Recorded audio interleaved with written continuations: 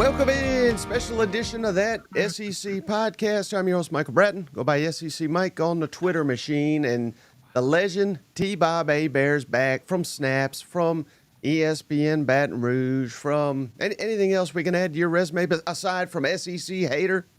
Yes, Purple Party Dad at the local Bespoke Baton Rouge Nutcracker production. That would be the final piece of the resume there. I think we should change your title to Head Longhorn Dick Rider. Right? Because,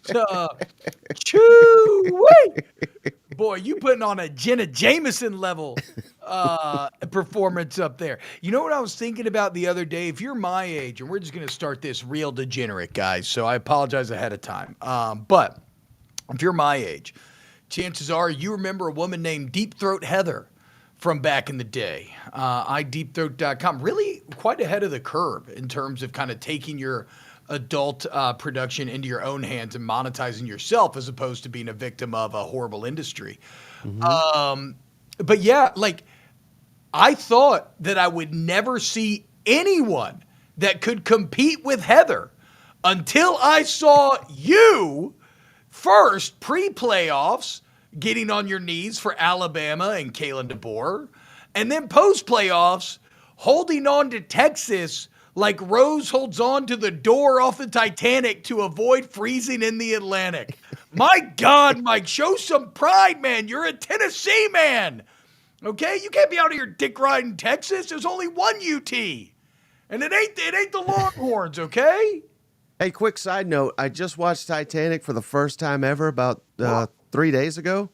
Yeah. Massively overrated. I didn't think. I mean, it was. No, dude. I think of all the James Cameron movies, I think it's the worst by far. I mean, that's a different conversation in terms of where's rank among James Cameron. I mean, well, I think Avatars are really bad. So I don't know. Yeah, I don't like the Avatars at all. I was kind of split between Avatars and Titanic. They're essentially. I would go T2 number 1. Yeah. I would probably go The Abyss or Aliens second. I like True Lies a lot.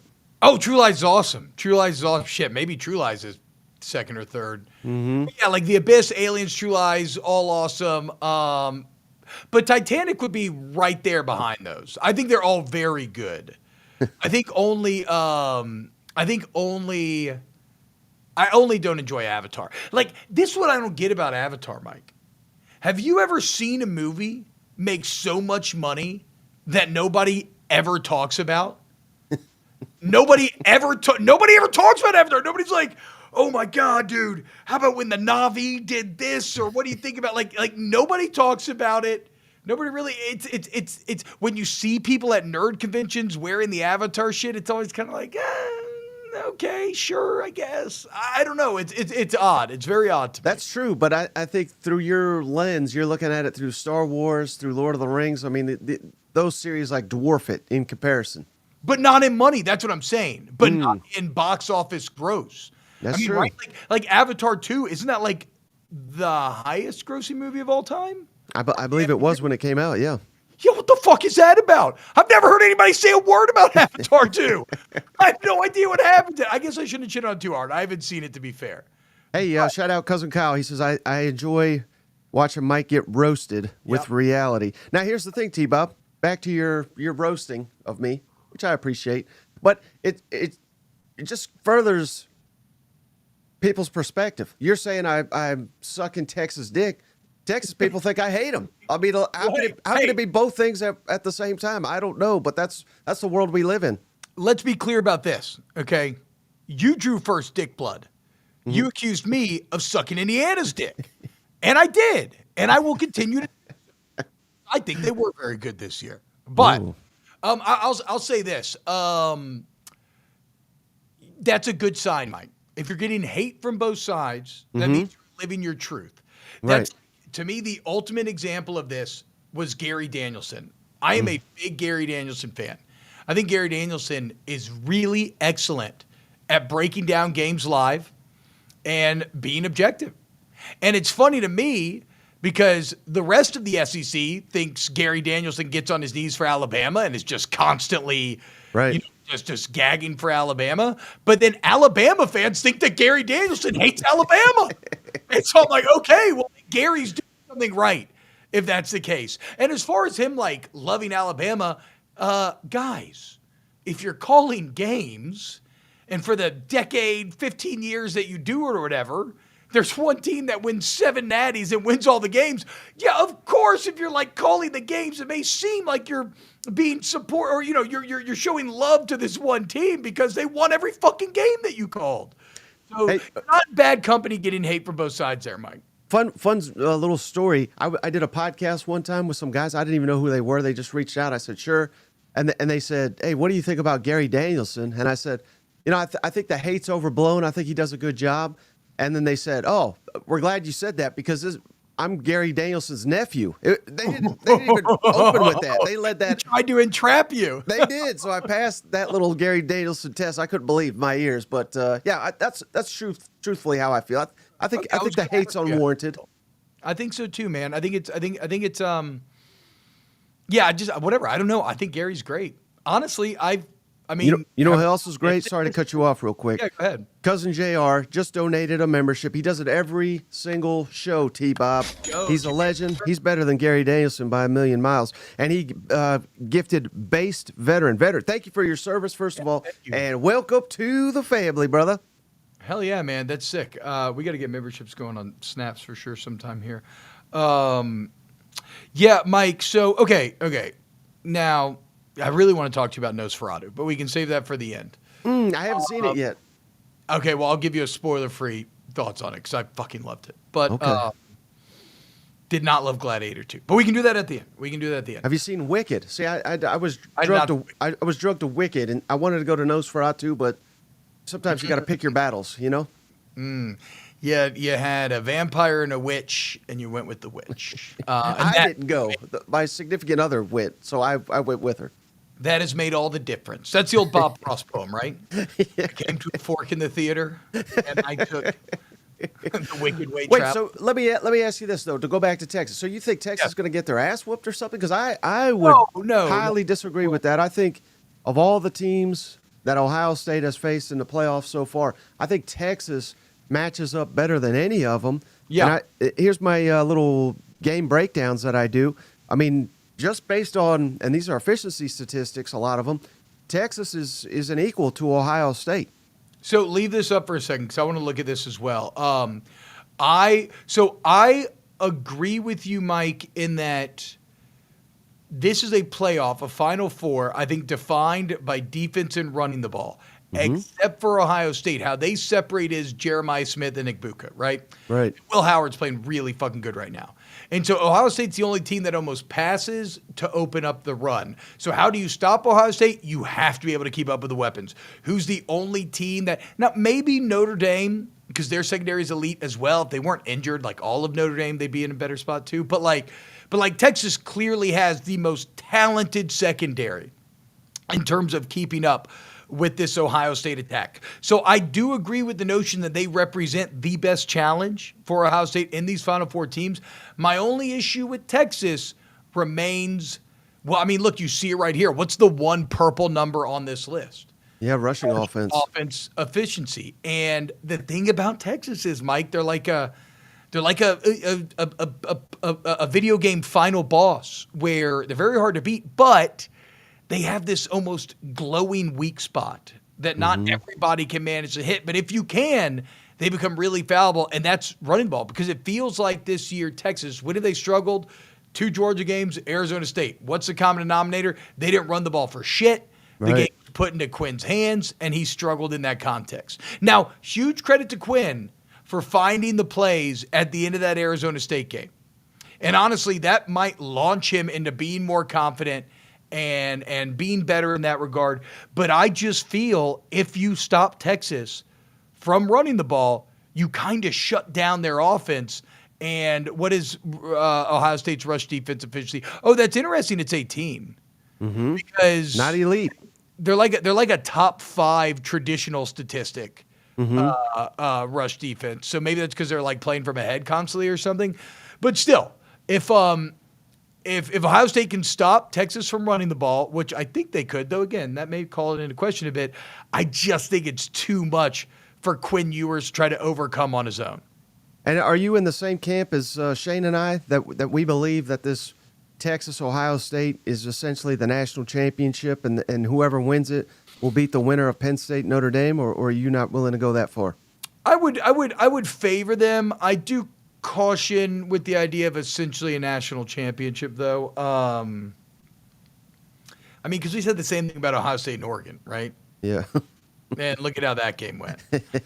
So sometimes I get what you're saying, though. This sentiment is correct. But, like, I don't know, man. You look at Notre Dame, and I think, unfortunately, I wish you just had a fully healthy Notre Dame. Because, like, on the other side of that, with Penn State Notre Dame, here's what I don't know how to evaluate. I think Penn State looks better on paper, right? They have 2 running backs in Singleton and Allen that I think are a bit better than Love and Price, though Jeremiah Love's awesome, but is Jeremiah Love healthy? You have a quarterback in Drew Aller that is like Riley Leonard, but better in almost every regard. You have a weapon in TJ Warren that, quite frankly, Notre Dame just does not have. And yet, I don't think Penn State has looked nearly as convincing through 2 games as Notre Dame has. Like, again, Notre Dame beat Indiana in a way that only Ohio State did this season. And Indiana played Michigan at the end of the year. Look at how Michigan finished this season off. They were good when Indiana played them. Indiana beat them. So, like, I don't care if you think Indiana was great, but the truth is Notre Dame beat them in a way that only Ohio State did. Then Notre Dame goes and handles Georgia. I mean, really handles them. I think if Carson Beck plays, I think Notre Dame still wins, but I think it's very close. I think it's a closer game, certainly. But, like, that Notre Dame defense is dominant. And so, although I think Penn State looks better on paper, I think Notre Dame's looked more impressive in the playoff. And so, like, I'm actually going with Notre Dame to beat Penn State almost just off of gut feeling. Now, I think I also cited gut feeling in picking Oregon over Ohio State. So, fuck me. I don't know anything.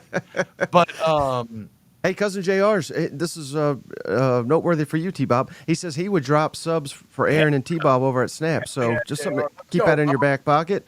We're going to get it going eventually. Me and Aaron got a lot of because we've lost a little steam here on the sub count. So we got some off-season plans we got to figure out. I know I picked your brain on. I'm going to enact some of your strategies as well. And Cousin Jackson says even though in the age of mindset I'm closer to Mike, I love watching T-Bob and Aaron, and being a Georgia guy, I'm still an SEC guy when it comes to caring about who wins it all. Hell yeah, man. Look, the only thing I say about the SEC is, well, I mean, you know me at this point. I have no conference pride. And when it comes to, like, rivals, which almost everybody in the SEC feels like, I don't want any of my rivals to have fun, right? Misery loves company. That said, like, Tennessee winning, I wouldn't have minded. I like Tennessee. I've had some funny run-ins with the Tennessee fan base on the baseball front, certainly. And I love fucking with Tennessee. Good basketball game, by the way, last night, guys. But but like, I'd have no problem with Tennessee winning. But, like, no, like, I mean, I don't need another Georgia win. I don't need another Alabama win. Here's the reality, I think, at least as I see it. And you tell me if I'm wrong. I still think the SEC, top to bottom, is the best conference, and I don't even think it's close. But I think the Big Ten this year is just much better at the top. So that shapes perception. And I think this. Well, I'm sorry, I interrupted you.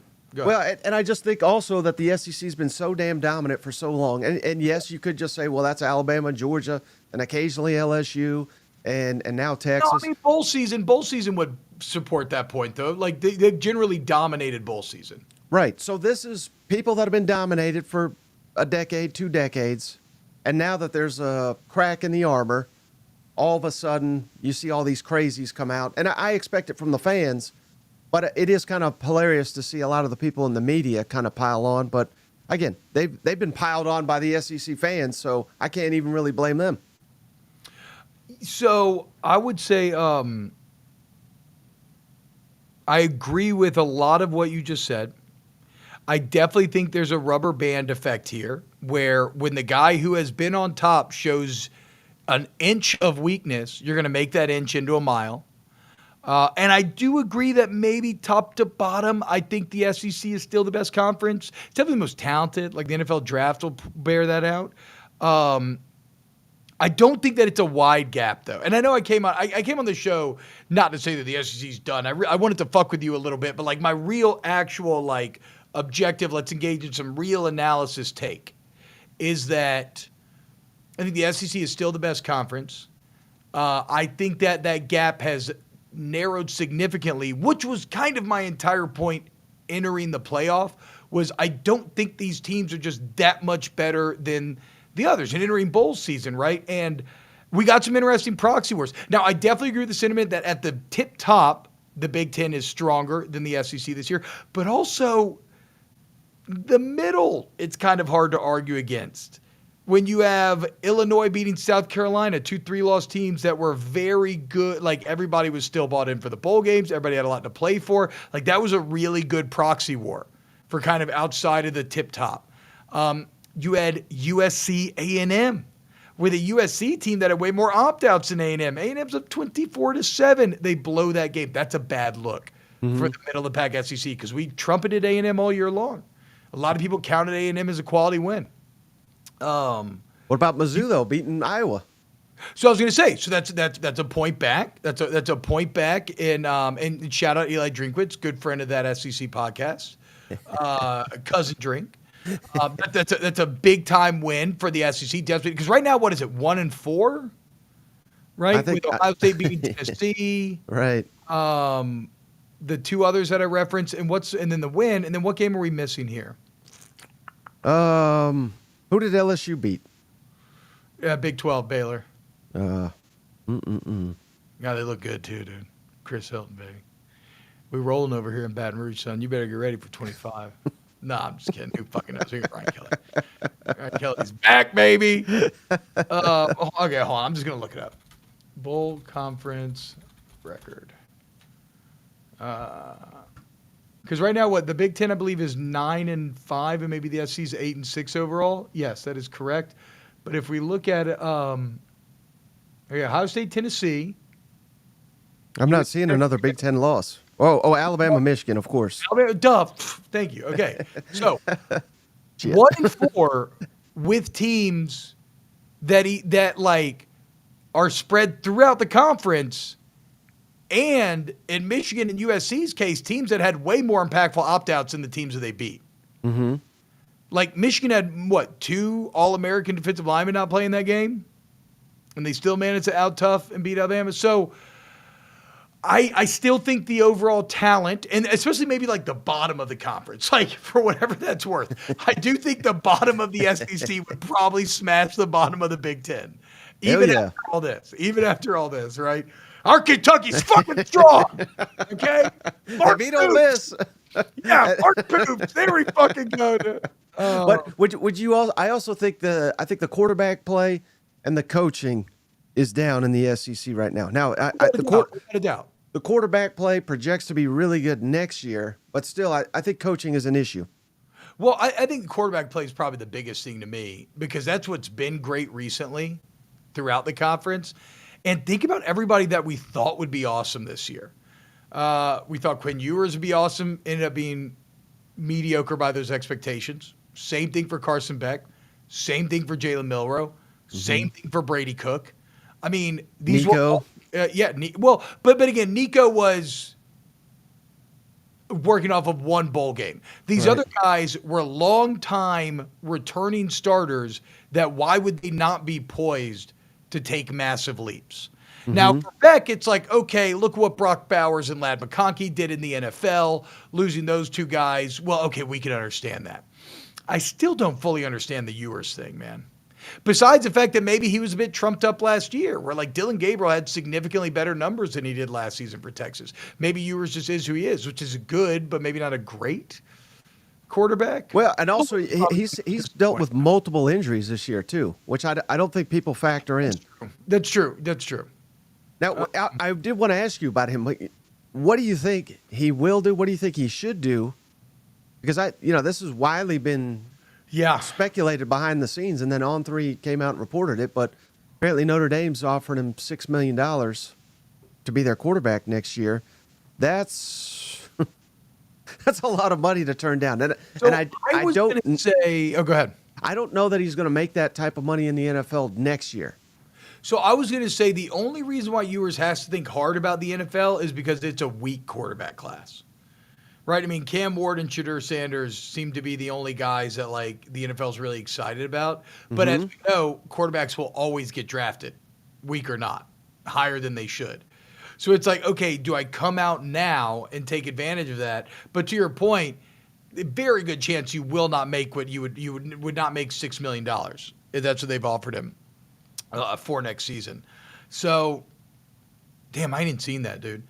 And people think that's ridiculous, but if he gets him back to the playoff, he's worth every penny for Notre Dame. Wait, but is that the same offer that Jonte Cook? Is that the former Texas receiver? There was one $6 million offer, maybe it was Oregon. There was one $6 million offer for Ewers or something that was rumored. It was just put out in a tweet, right? Mm-hmm. And a former Texas receiver, I think it was Jonte Cook, responded to the tweet saying, "Y'all wasting your money for real."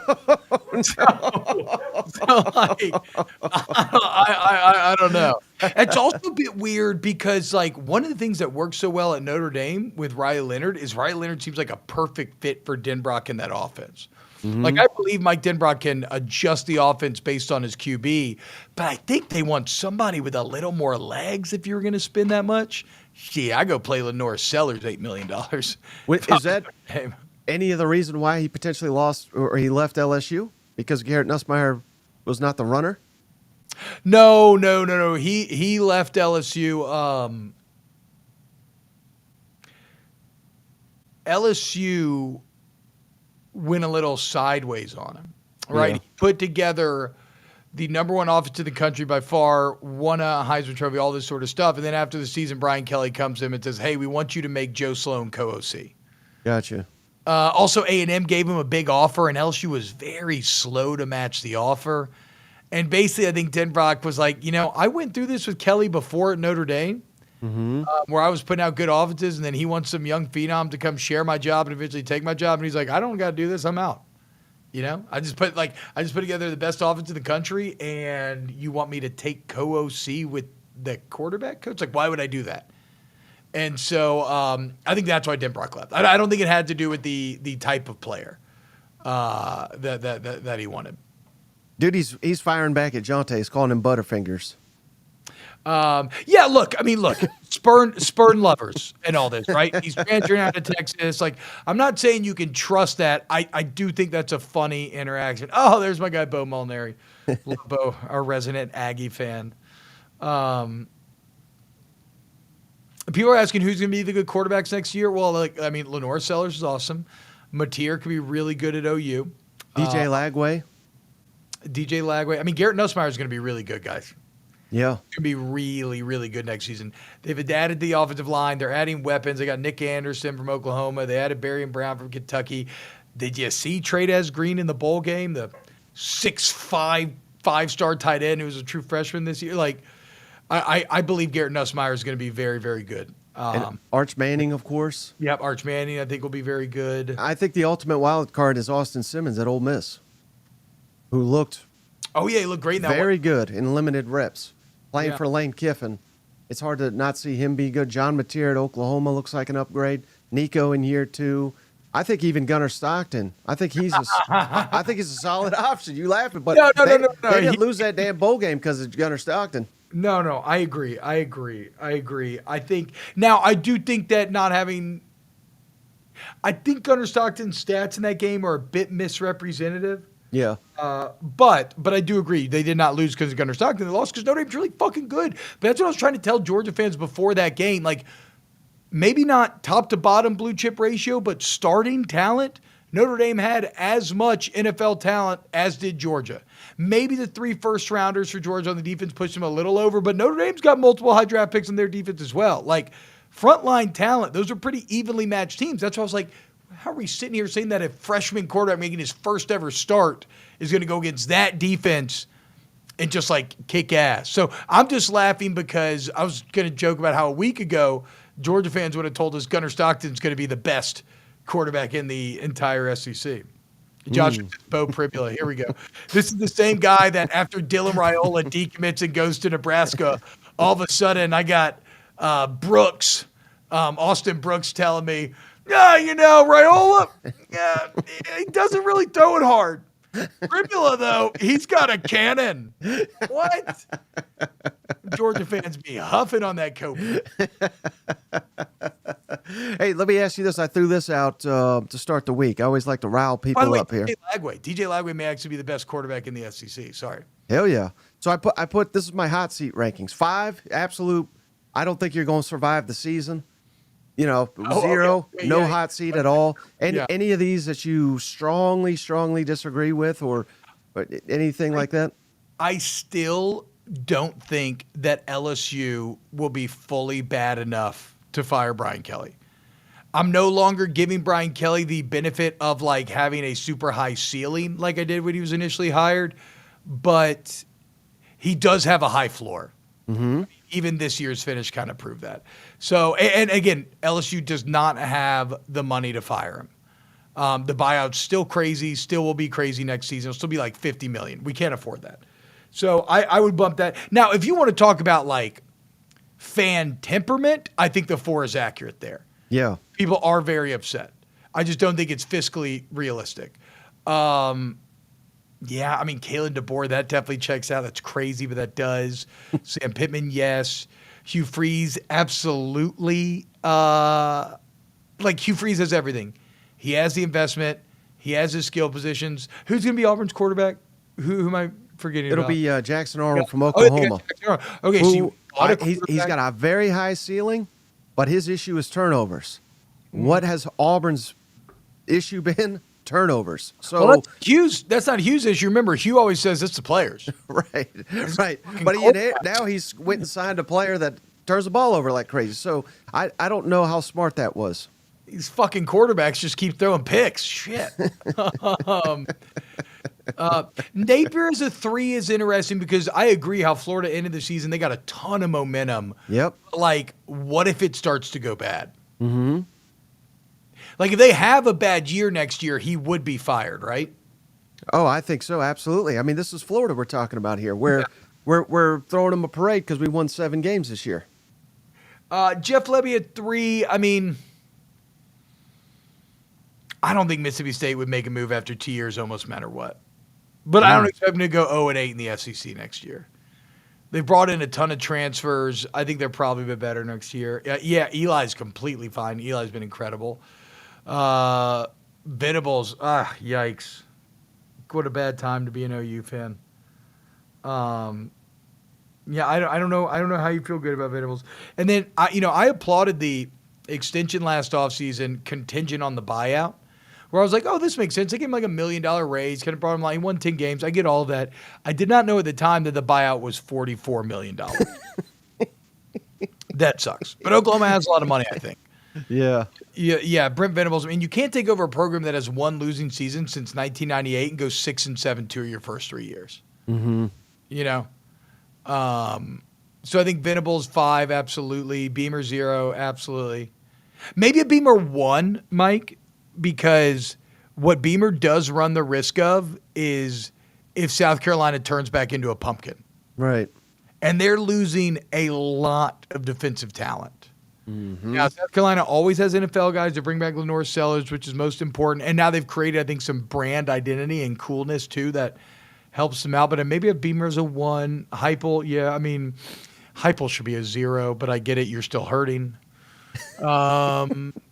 Sarkisian 0, absolutely. Elko 2, absolutely. Clark 1, yeah. I would go maybe Elko 3 only because, and I'll let the A&M fans in the chat answer this, but if I'm an A&M fan, Mike, how infuriated would you be by this season? Tell me if you've seen this one before. Right. Hot start, fizzled out at the end, 8-5. I mean, it is a tale as old as time for Texas A&M at this point. It's the exact same shit Kevin Sumlin did. It's the exact same shit Jimbo Fisher did. And I do get that it felt different within, and there's a lot to be very excited about with A&M going forward. But my God, Elko has to show a step forward next year. Have you heard this statistic? A&M, the last 26 seasons, they've lost at least 4 games, 24 of the 26. I mean, wait, what? Wait, what? So the last 26 seasons, Yeah. they have lost 4 or more games 24 times. Good God. So Texas 8-4 is real. And they have all the resources. They're in talent-rich state. I mean, that seems inconceivable that they could actually do that. I'm still a Tommy Moffitt believer, Bo. And look, Bo, who is our main Aggie fan, says, Elko 3, nah, he's a 1. We've seen 8 wins before. Well, as Mike just told me, yes, yeah, certainly. Justin Hatton says Beamer should be a 3 since he's liable to spurg out at any moment. Embarrassing. I love the passion, though. When he wins, oh, man, he'll rub it in your damn face. When he loses, he doesn't want to answer questions. He's combative. That to me is a guy that actually cares. You know, I can see that. Yeah. Give me that over Kirby Smart. He's the best coach out there right now. Hey, well, Mike, where the fuck were you when Brian Kelly was slamming tables after USC? Oh, I love that too. I loved it. I just hate these robotic, on to Cincinnati. You know what I mean? Get the hell out of here with that, Yeah. No, I mean, look, what separates college football in a lot of ways? The passion. Mm-hmm. I'm with you. I like my coach to reflect that same passion. Retired workingman says, I wouldn't want any of these coaches except for Sark, maybe Kirby. Try to hit Kirby with a maybe? Maybe. And you gave Sark a guarantee? Fuck out of here, dude. No way. Isn't there only like 3 coaches with the natty right now, and he's got 2 of them? Yeah. Well, let's see. Mac Brown's out now. Mm-hmm. So you got Dabo, Kirby. Is that all? I think there's one more out there. Who would be the last one? I don't know. Yeah, Bo's right. With A&M still playing Jimbo as well, too. Elko is super safe, to be fair. Like, completely. Cousin Bevo, hook him, playoffs, baby. Yeah, baby.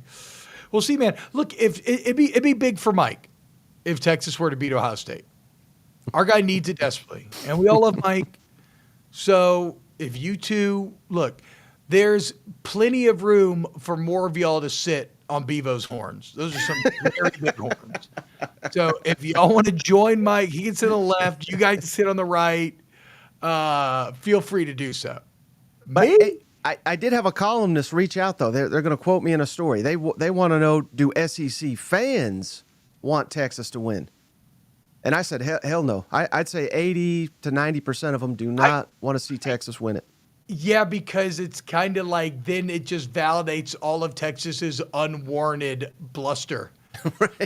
Right? Like they didn't suck ass for damn near 20 years in the Big 12, but luckily they got it together just in time and the sport changed in a way they could finally use money to just, use all of their dad's dealership money to buy the hottest gadgets. And all of a sudden they're like, we've been good this whole time. Told you it'd be no problem. Like, no, fuck you. You sucked. You had a major drug problem. You were out of work. I mean, I feel so bad for A&M. It's truly like the prodigal son from the Bible. Mm-hmm. Here, Texas is fucking around for 15 years. A&M's playing well. They're doing good. They're in the SEC, 11 wins, even a Heisman here or there. Texas ain't doing shit. One offensive first-round pick in like 15 years, not winning the Big 12, a shitty conference. And all of a sudden, finally, they get off the drugs. They hold down a job for like a month, and everybody welcomes him back with the fattened calf. And poor A&M's like, wait, we've been here the whole time. And now here Texas sits back on top. But no. I think that's why most SEC fans don't like it because, again, it's a bit of unwarranted bluster. Right. Texas there. Like, you're very good now, but you did suck while we were all talking shit about you for all those years. And you would have been god-awful in the SEC at that time. Yeah, that's true.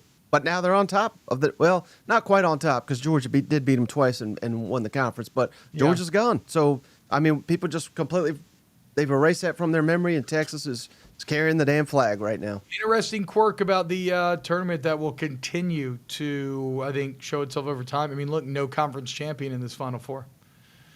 You know? I think that just tells you the seeding is screwy.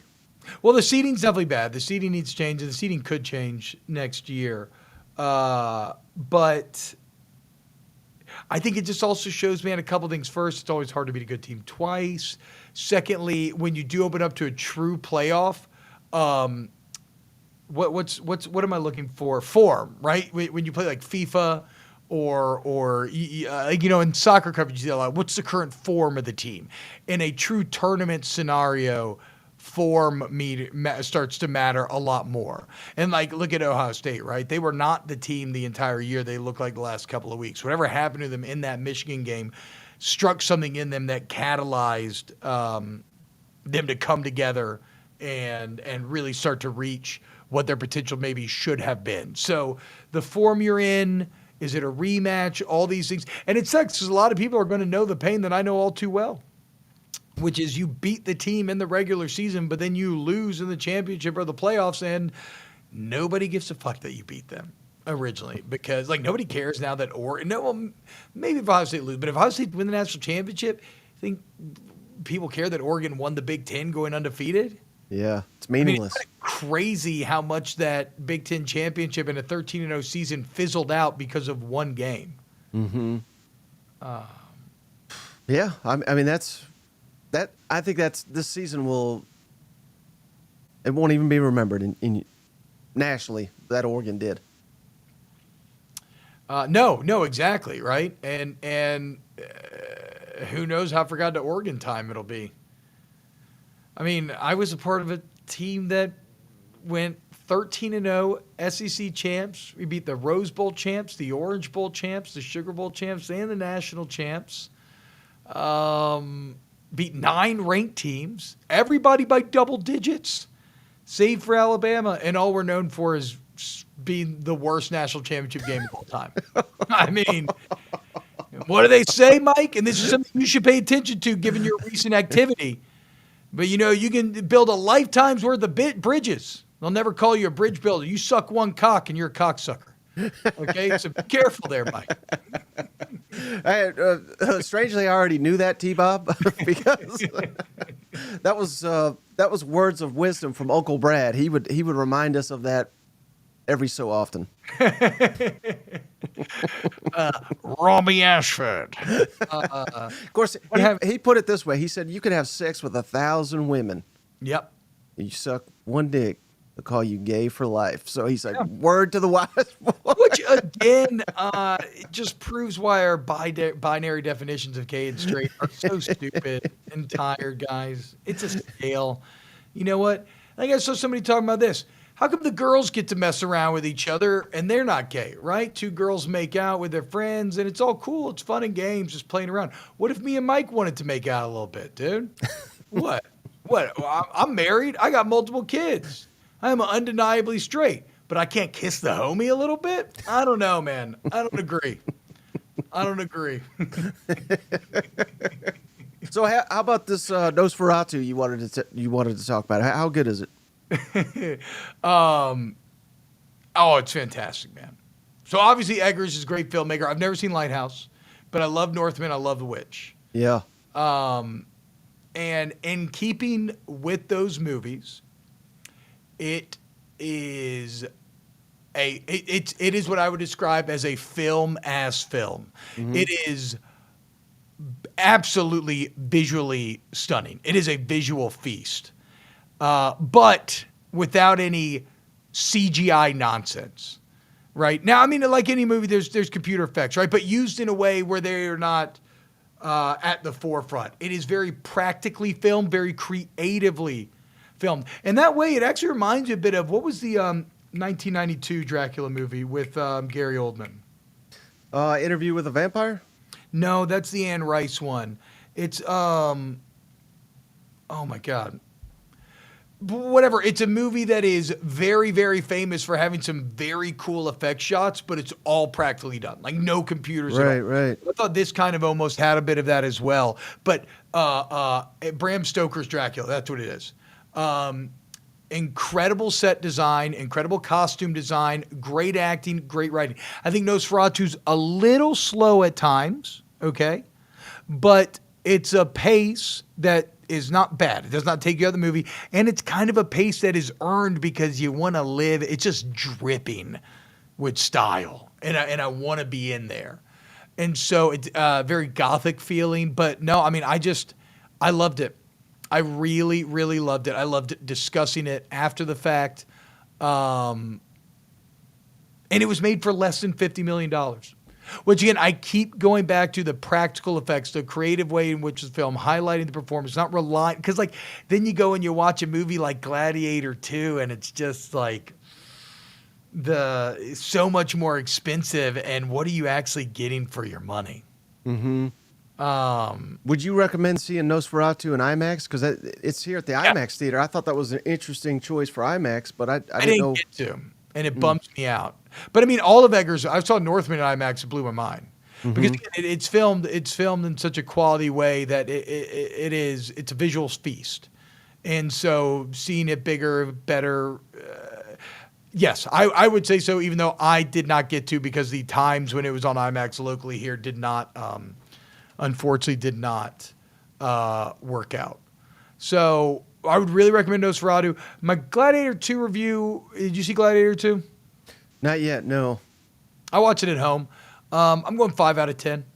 You know, I thought that visually, again, I did love a lot of it because I love Roman history. So anytime you're going to put millions and millions into recreating Rome, I'm always into it. I'm always there. I love getting to see a naval battle in the Colosseum. It's something that I've read about a lot that I've always wanted to get eyes on. That was very, very cool. Costumes, great. The only thing visually I hated, I am so sick of CGI animals. I know they're cheaper or whatever, but they look awful. Like absolutely awful.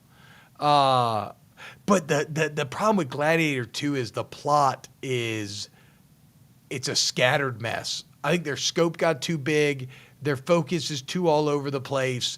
It goes a bit too grandiose. And in the end, it's just kind of like, and this happened, and this happened. I did not love that. I did not love Gladiator 2. I wouldn't recommend it, but I also didn't think it was like god awful. Like I'm not mad that I saw it, but I did not. Like I said, 5, 6 out of 10, somewhere like that. This is what I've been watching. Shout out Cousin Rick. Landman. Have you seen that yet? Awesome. I have not. I did see the incredible Jerry Jones clip. Yes. I've seen the clip where the girl talks about we have a rule daddy, and I hope my daughter never utters that to me. I've seen the clip where he is hammering alternative energy and talking about how you guys think you're going to get on turn. Like, get the fuck out of here. This country runs on oil. And then I've seen Jerry Jones, who, what a good actor Jerry Jones was, dude. Like, for real. I thought he was, I mean. Looked like real tears. I know that's what, and I know he's playing himself, but like, you know this better than I do, Mike, given that you worked in this industry, but like, it's not an intimate setting. No. Like, there are, how many people are on the set filming that? 30? 40? Like, I don't know. Yeah, for a show like that, at least 30. That's what I'm saying. So, like, to be able to tap into that vulnerability, like, it's what actors do. That's what makes them so great. To manage to be vulnerable, somehow play that character while there's lights and sound guys and, like, the PA's just tapping away on her phone back there. Like, Jerry fucking killed it. I was amazed. And then we're acting opposite a Billy Bob and freaking John Hamm. I'm not sure the confidence coming from, being a billionaire doesn't hurt. But yeah, I was very impressed with Jerry Jones, dude. And Demi Moore's in it. That there's been like 8 or 9 episodes. I'd say she's had about 3 minutes of screen time in 9 episodes. Is that what you won? That's not what you won the Golden Globe for, then, was it? I would certainly hope not, because she's barely in it. But they feature her as in the intro and everything. She's barely in it. Well, I mean, Mike, you know how the game works, right?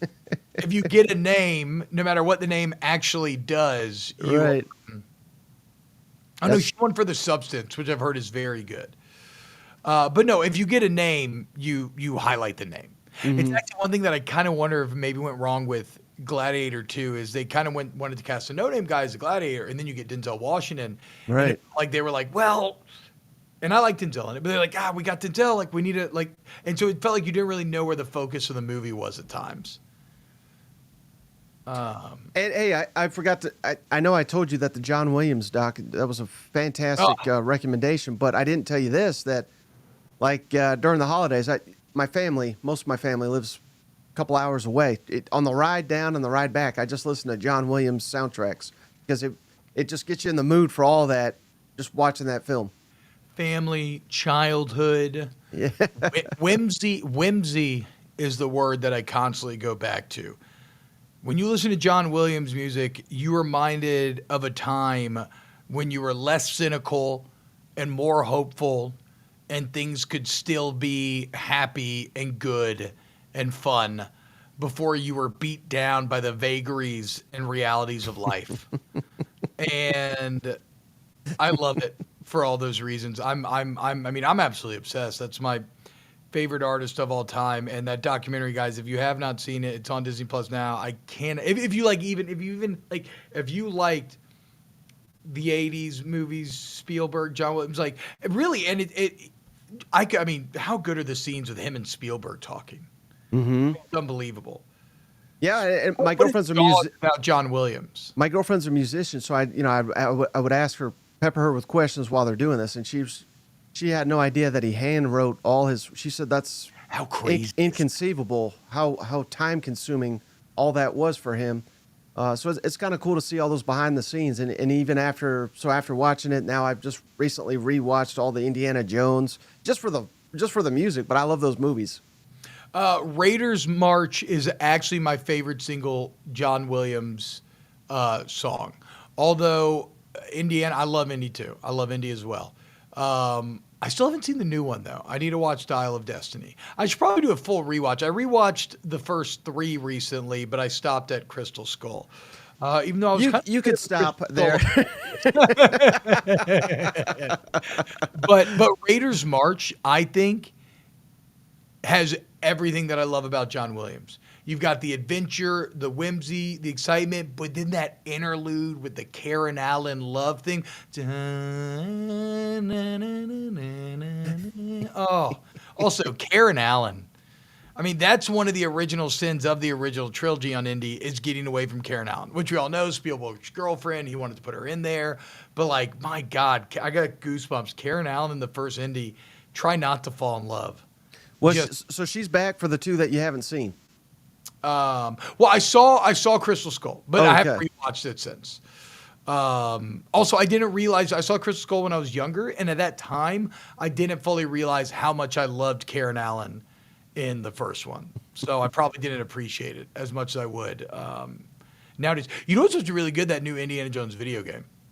Ooh, is it out? I don't think it's out yet, is it? Yeah, it's out. Yeah.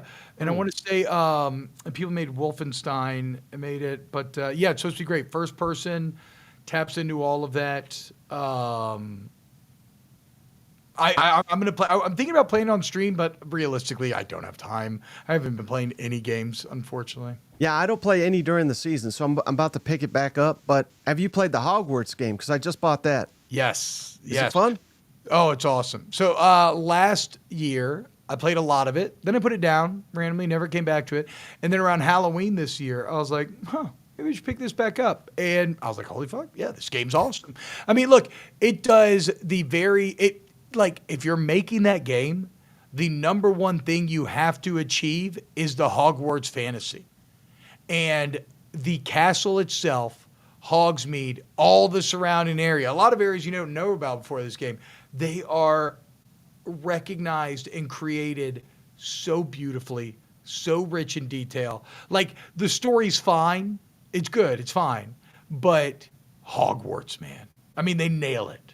Going all the common rooms, run around the school, go into classes. They absolutely nail it. And they got a lot of fun systems, man. Like, getting into herbology and and potion making and even like some of the animal stuff because you need to upgrade. It is a shockingly well realized open world RPG, considering that those games almost never work when it's a licensed product like that. So no, I'm a big fan of Hogwarts Legacy. Wait, Mike, have you never given the That SEC podcast listeners your film background? Because Faith Thomas says, let me find out that SEC football podcast, SC Mike studied filmography in college. Are you a bard? Learned, sir? What is your full cinema background? Yeah, I never talk about myself. I leave that to cousin Shane. But yeah, so after I graduated Tennessee, I still didn't know what I wanted to do. So that's a rough place to be. So I moved to Los Angeles, and I went to it was like a year-long program where they teach you every aspect of film. It was called LA Film School, and I really got into sound.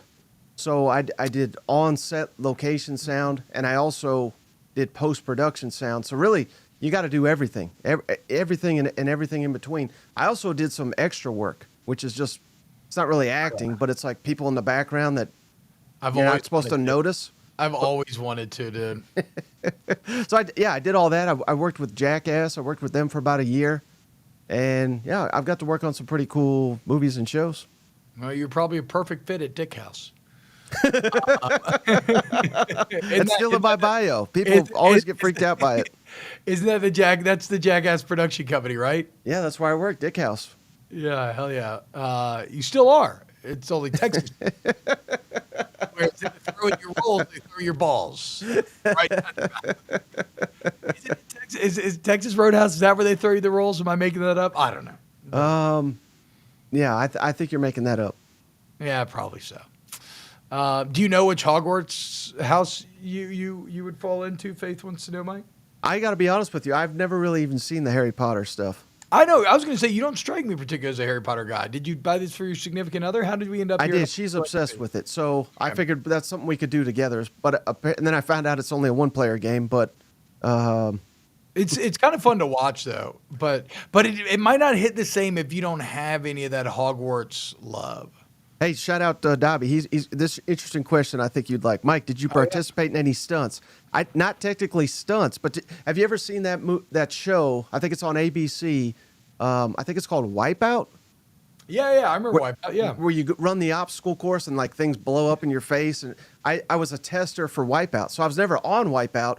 But they poor bastards that need money desperately. They pay you. I think it was like $200 a day, and you run through the course. And they just basically make sure that it won't kill other people and see how it is. So I have done that. Did you, so were you like getting like swept off of tall platforms into the water and shit? Oh yeah, into mud and here's the thing. They were the hardest part, and not hard, but they would just yell and berate you not to look at the course before you, because they didn't want anyone to know, what's behind this, where the trap door is, this, that, and the other. So you really just had to walk around like this, and they would yell and scream at you, and then they'd just say, go, and then you just have to go and just get annihilated. So I wish there was footage of that somewhere, but... Eyes down! I imagine they have SMGs trained on you. Eyes down! Do not look at the course! So that was one of the worst jobs I've ever had. Oh, that is fantastic. And yes, chat, if I was to do a Hogwarts house thing, Hufflepuff is mine. You should read those books, Mike. You seem like a Hufflepuff. Yeah, I am. They're they're kind of like the O linemen. Okay. Of the Harry Potter world in a lot of ways. No, I'm not a tester at a sock factory. I was never a big sock finisher. Hey, all the way from India. Shout out Ross. Appreciate you, brother. Oh, Ross Safari. I have too much Nosferatu on the mind. Hell yeah, dude. That's awesome. So what's going on over at Snaps this offseason? What are you guys, what's the plan there? Same schedule, dude. As of now, I mean, Monday, Tuesday, Thursday shows. Maybe more, maybe less. I don't know. We're actually about to meet and try to figure out an off-season plan. And how to make this all work as we try to continue to do the things that we love and hopefully get paid for them. So Yeah, we need to do more crossover. We need to get Cousin Shane involved. I know he's very interested in stuff like that. I agree. You see, me and Mike Ford's our relationship been doing a show that nobody ever watched or knew about on a TV channel called Stadium.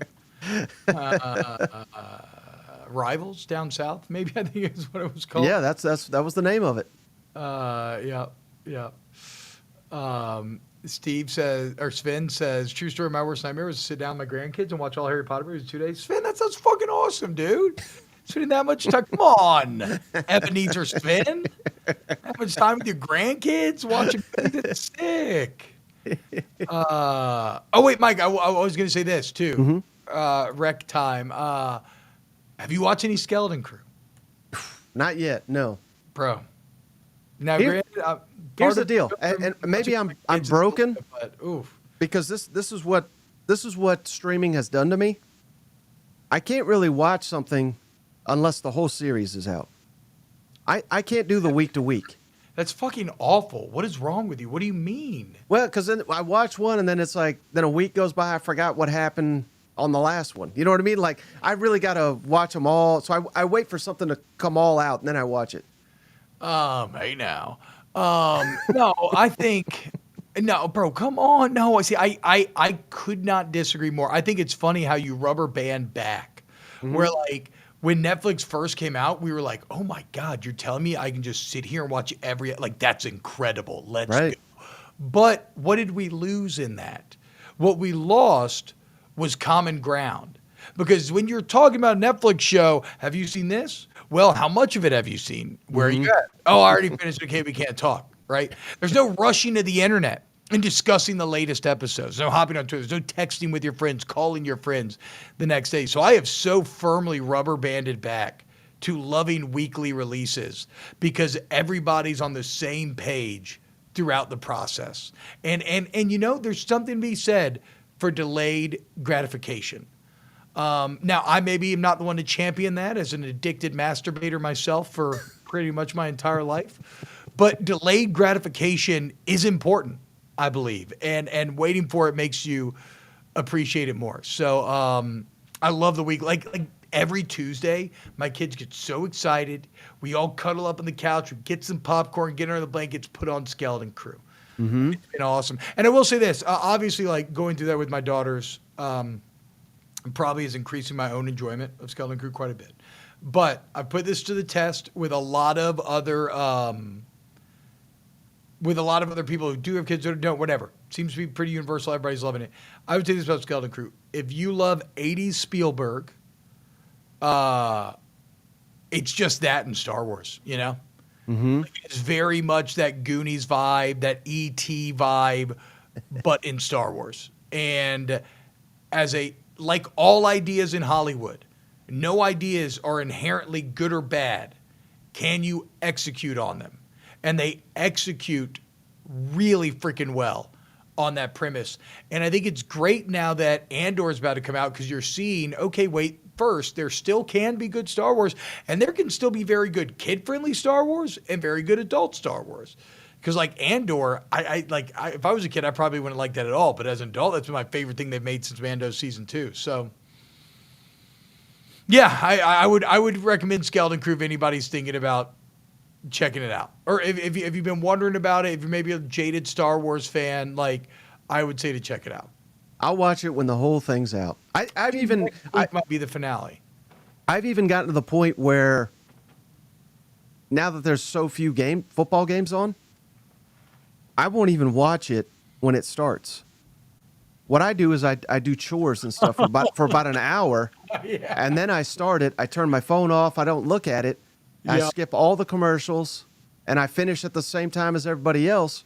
And I feel like I enjoy the games better because if you're watching it live, what do you do during the commercials? You're on your phone. You got to distracted. You got to shoot off tweets. You start looking at Instagram, and my brain, I don't know. I can't focus like that. The live tweeting a game is so dangerous because you want to show, look, I'm involved. I'm here. You want to get these takes off. but you end up thinking too much about the takes. You end up trying to be too creative, and you end up missing the actual game itself. That's why I watch Saints games, actually, because generally on Sunday I'm doing a bunch of family stuff, so I always record them, just ignore everything, and then just watch it with no commercials, and it's really great for that. So I'm with you there. It's funny you say that because I have cracked the code on Old Takes Exposed guy. Yeah. What I do every SEC Saturday, first drive or two, I just tweet out, "Oh, LSU's they're done." I do it for every team, and the guy retweets me when the other team comes back, and he's like, "Oh, wait, no way!" He does it like 3 times a week. He gets me, and I'm like, I'm trolling the troll master is what I'm doing there. You know what? And I'm pinned on his account because he just gets me time and time again. That is fantastic. So you're manipulating him. Right. Letting him think that he's winning, but in the end, you are reaching more accounts. You are winning. Right. Oh, my God. Mike, that's genius, dude. And you would be surprised how many people reach out to me, and they're like, "Oh, my God, you just got Old Takes Exposed." And I'm like, I know. It's just constant with this guy during college football. He wrote. I've actually had him on the radio a couple times. He wrote an entire book on crazy old takes and whatnot. Oh, Mike, you know what I was thinking about today? What's that? You know what I got a hankering for? What's that? Just a big rack and some peanut butter skin. You got any peanut butter skin out there? Oh God, that big old rack. You know what I'm saying? What the hell are you talking about? That's Jason Whitlock. Have you seen all the FS1 drama? Oh yeah, Joy Taylor, whatnot. Jason Whitlock's out here talking about Joy's big rack and her peanut butter skin. I'm like, whoa, Jason, calm down, dude. He even said cans. I haven't heard cans in years. Is that guy still on TV? I think he's on like Blaze or something now. I don't know. Kind of like a Daily Wire sort of thing. I'm not sure though. He's one of the very few. I don't know the guy at all, but do you remember? Obviously, we all remember the Laramie Tunsil Bong Mass Draft Night. Yes. I wrote a bunch of articles about it. I think for Fox Sports. I can't remember, but they reached out and he said, and this was back when he had a huge TV show. We want to have you on the show. I'd never been on any show like that in my life. I was excited, and so they reached out to me and they said, can you do it? And then I said, absolutely. And then they just ghosted me. That's my only Jason Whitlock story, and that was before I was on anything. Maybe they reached out to the wrong guy because quite honestly, I was surprised they were even reaching out to me. Yeah, I don't. I mean, I'll say this. I'll say this for Whitlock. I'm maybe not personally a huge fan, but the guy does live his truth, you know? And even if I don't agree with you, I do appreciate anybody who's living open and honest to their beliefs. Hey, shout out Cousin Benny. I'm not even aware of this, but he says the number of people that post your tweets on the Southeastern Conference on Facebook makes me laugh. So many people think you're an idiot, but don't know when you're trolling. I don't know exactly what that is, but that is awesome to hear. Hell yeah, man. Look, dude, there you go. That's what I mean.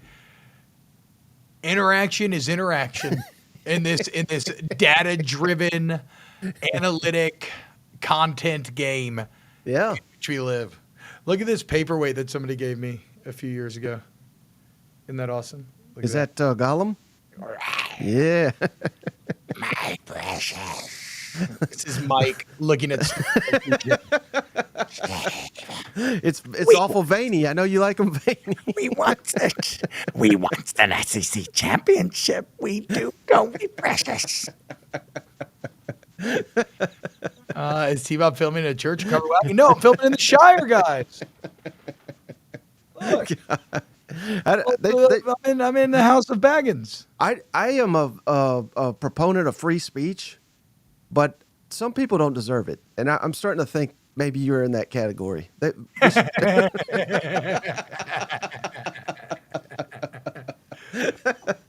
You need to be removed. T-Bob eats Snickers upside down with the remains on his tongue. That's funny, actually. That is very, very funny. All right. Hey, we went over an hour. Anything else? I mean, I'm here as long as you want, but I don't want to take up all your time here. No. This is good. I mean, I abused you to come do this show. That's true. He asked me to come on the show. That's a rarity. I said, put me on the show, bitch. So I wanted to come make fun of you. Even though, again, I want to be clear. Like, the SEC is not a disaster or anything else like that. But I guess I'm feeling a little defensive because I took so much shit after the first weekend of games.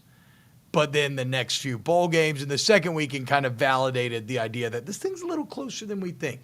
And also, I spent all yesterday's podcast arguing with Aaron Murray because his little bitch ass wants to do the 2 conference thing and just do Big Ten and SEC. And I loathe that. Yeah, I hate that too. In the world. I want all of college football in there. And yes, we will have Mike. Mike's come on Snaps before, but we didn't have him on with me and Aaron. We'll have him on very soon. Okay, nice. I finally got yesterday's pod to upload. I was just checking on it. Titled Aaron Tries to Ruin College Football. So go check that out. Well, and I don't think this is like some huge surprise. I think this is kind of Captain Obvious, but I have heard behind the scenes, Sankey is pissed. He's working every lever he's got, so to speak, to like seeding and everything. Yeah, to make changes, just get more SEC teams in there. So it's going to happen in some form or fashion. But got to be careful though if you're Sankey here, Mike, because like we talked about, when all the data's on your side, that you're clearly the best conference, all this other shit, and you've been kind of lording over people for years, people can't really fight back. But again, if you give them an inch to fight back with, they're going to do it and then some.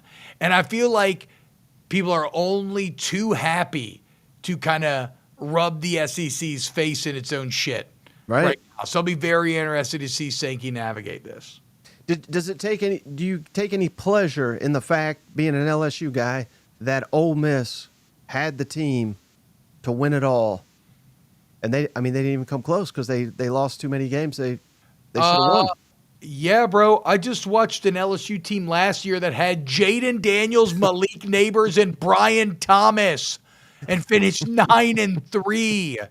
So like Bo says, talking about LSU and A&M, he says, T-Bob, we had sort of parallel seasons there. I agree. And I agree. Like, I know what Ole Miss fans are going through right now. But, hey, misery loves company. Fuck him. Fuck them all. That's what I say. Okay? Yes, I take pleasure in that. I take pleasure in A&M collapsing. I take pleasure in Georgia losing last week. I take pleasure in I take a ton of pleasure in Alabama not even getting 10 wins. Like, hell yes, let's go. So I was trying to edge myself, and that caused me to finish. Like, that's how excited I was about that game. So, yeah, I hate everybody. Except for, like, I loved South Carolina this year. You know, that was very fun, obviously. Yeah, just being honest. The damn Grinch. Look at Jane Daniels, dude. Pro Bowler. Malik Neighbors, top 10 receiver in the NFL. Brian Thomas, I think, finished third in yards in the NFL. You had all of them. That's the last point I wanted to make. I don't know how you have any confidence in the world in Brian Kelly when you see what these guys are doing in the NFL and how he screwed that up.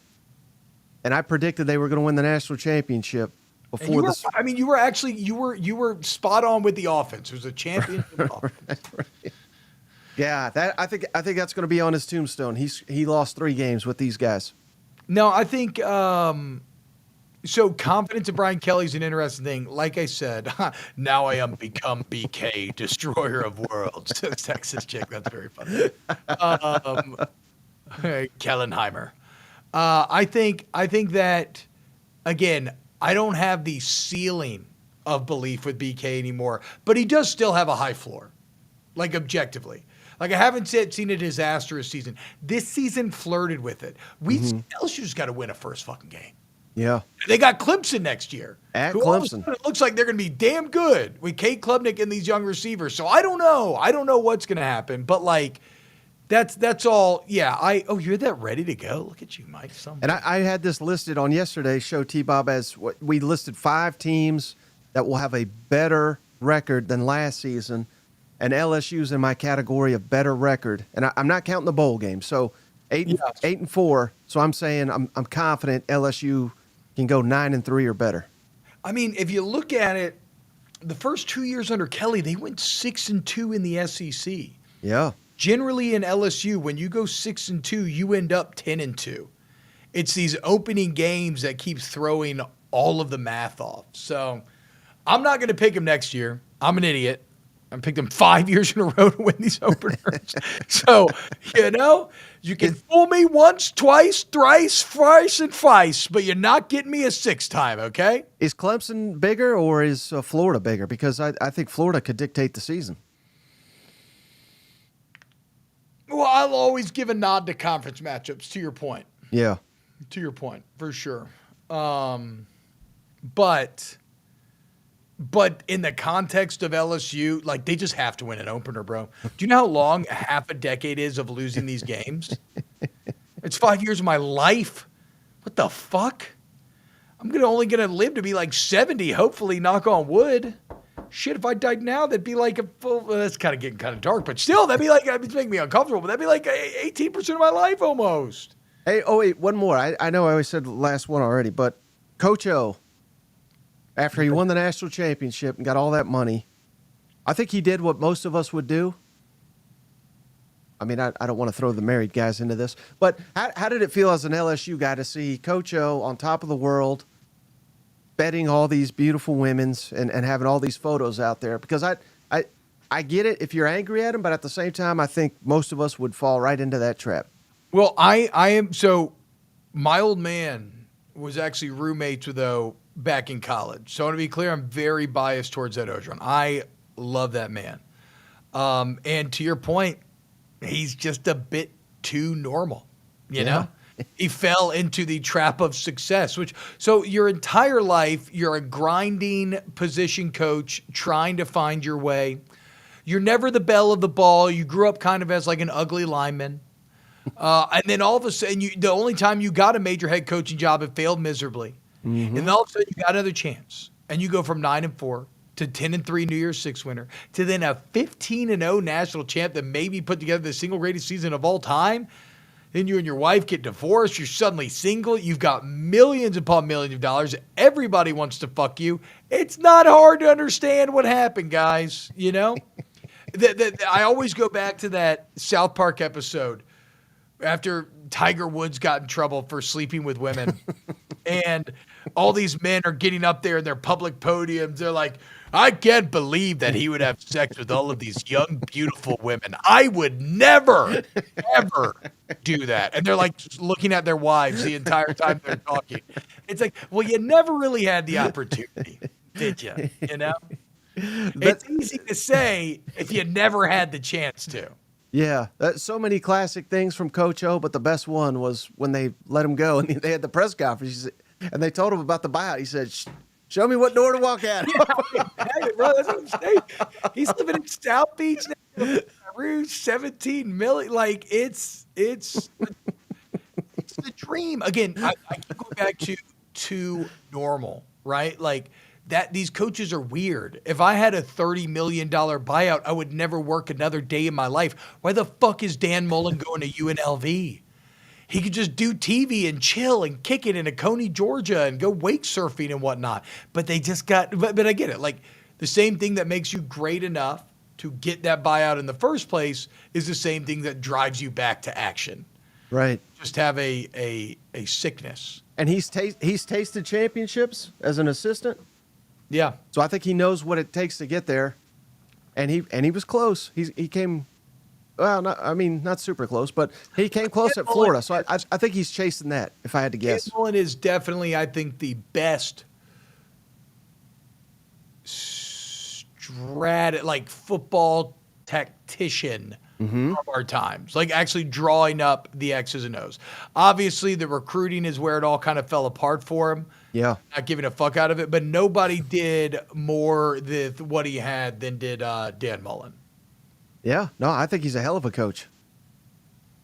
All right, though, Mike. This is super fun, as always, dude. Yeah, anytime, brother. Appreciate you. Before you go, tell the cousins, and they know already, I'm sure, but how do they follow you? How do they find the show? Yeah, go to youtube.com/@snapscfb. I'm pretty sure if you just Google Snaps CFB, I think we've got some strong SEO where that will bring up the show. And we are going to lose the race to 30K to that SEC podcast. Where are y'all at, by the way, now? 29.5. Jesus Christ. The fuck's going on with us, dude? Maybe their production values. Your production values are so much better.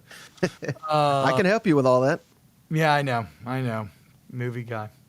But yeah, just go ahead. Look, if you enjoy the show, feel free to toss a sub our way as we chase that SEC podcast. But I love it. It's one of my favorite shows. If you like this show, you'll love it. Yeah, I agree. I mean, I think every time our audiences get together, they say, like, we all say the same thing. So I agree with you. But you're the best, Mike. Give cousin Shay my love as well as all the other cousins. And again, remember who you are, okay?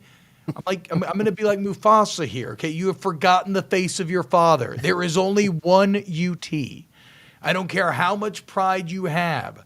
The more you dick ride Steve Sarkisian in Texas, you're like a major corporation sacrificing themselves for short-term profits, okay? You're like, if we didn't have humans doing customer service, we could increase the Q4 dividends.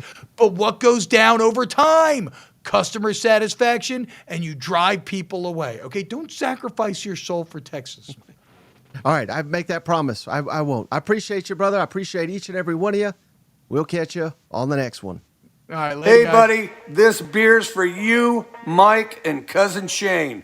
That SEC podcast loves the pirate, and the pirate loves that SEC podcast. Hail State.